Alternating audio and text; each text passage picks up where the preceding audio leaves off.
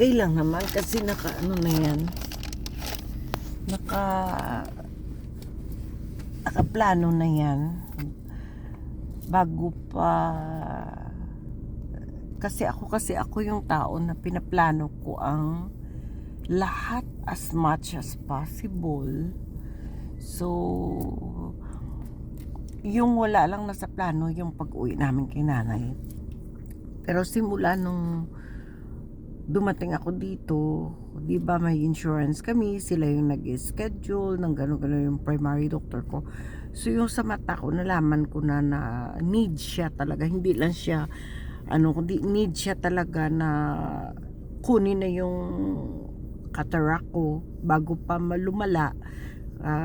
Kasi di ba nagkaroon na nga ako ng yung nawala na yung paningin ko 2 beses na. So ayaw ko pa mangyari yung pangatlo kasi nga sa diabetes ko hindi siya yung itim na nakita ko. Sabi ng doktor, delikado daw kung itim yung makikita ko kasi parang mahirap na yun gamutin. Yung sa akin naman, nung nawala yung paningin ko, nung tumaas yung sugar ko, nagpa-fluctuate kasi yung sugar ko noon sa Pilipinas. So sa mga diabetic, kailangan nyo alagaan yung mga pag medyo na blurry na yung vision nyo, wag nyo anuhin, baka sugar, hindi lang sa mata nyo yung cause, kundi meron talaga kayong diabetic. Kasi yun ang number 1 na maano nyo, it's either mata, neuropathic sa mga muscles nyo, or sa mga nerves nyo, or sa heart nyo. So, yung sa akin, yung unang yung pa ako, that was 2012. Yung mga nerves ko. Tapos, kinuryente yun sa doctor's wellness. Tapos, yung pangalawang attack sa akin na nagka-complication yung yung diabetic ko, that was 2012, I think. Sa mata naman, 2 beses na ako lumiwanag, na sobrang liwanag na almost hindi ko ma-open yung mata ko dahil sa silaw. So blurry na. So ayoko nang mangyari ulit na pangatlong beses na mangyari sa akin yun. So ngayon nag-check up na kami dito sa state. Sinabi na ng doktor na kailangan na talaga kasi meron nga akong cataract, both eyes, tapos yung right eye ko merong glaucoma, merong sign ng glaucoma. So sabi ko kay Anson, kung hindi pa naman worst, pwede ko pang tiisin mga 3 years, mga ganun. Ayaw na ni Anson, kailangan na talagang paoperahan. So nakaschedule na ako September 30, first right eye, tapos may stent ilagay at saka lens para sa mata ko, yung stent para yun sa glaucoma ko sa right eye ko. Tapos October 14 yun yung second. Kaya ang masasabi ko, mabuti na lang dito na early detection yung cataract ko at saka yung glaucoma ko, kasi wala naman sinabi sa akin na meron akong cataract. Ang sabi lang, because of my diabetes, ganun. So iba talaga yung dito. Parang nahilo-hilo ako kanina dahil inano nila yung pinatuluan yung mata ko, tapos parang nahilo-hilo ako sa dami ng aparatos na blink, blink, blink, stop, blink, blink, blink, blink, stop, blink. Grabe ka high-tech dito. So ganun. Kaya kung meron kayong naramdaman na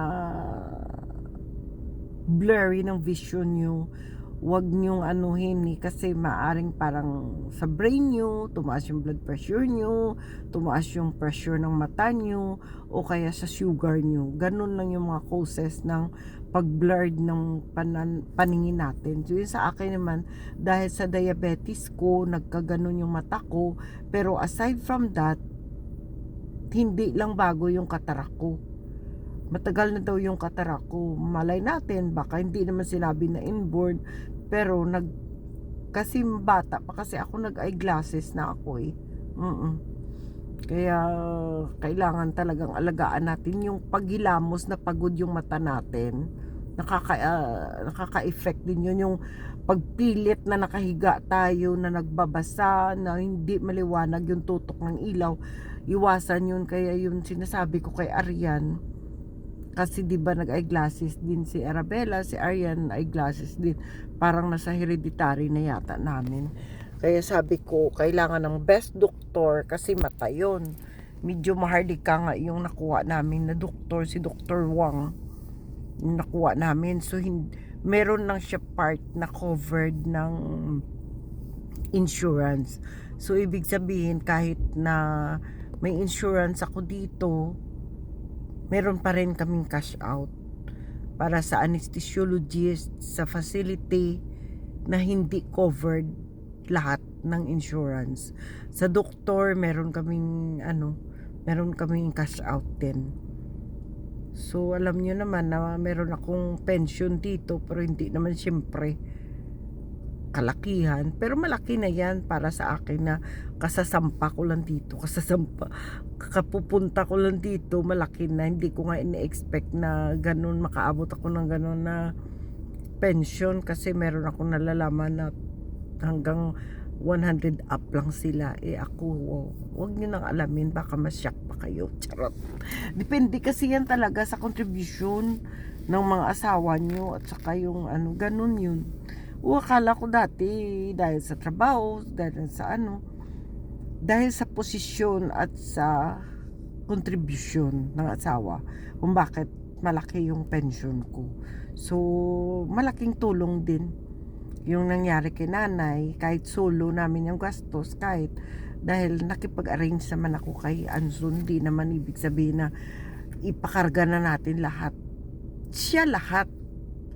Oo, kasi wala naman akong pera, wala naman akong pundo. Kundi dahil sa pension ko, tutulungan din natin para hindi rin mabigatan si Anson, di ba?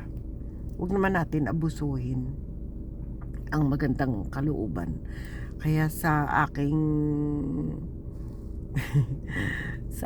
taga Yapangs and sa mountain views, medyo akin muna ngayon. Hindi ko yan wala kayong katakutan na matigil o patuloy tayo dyan.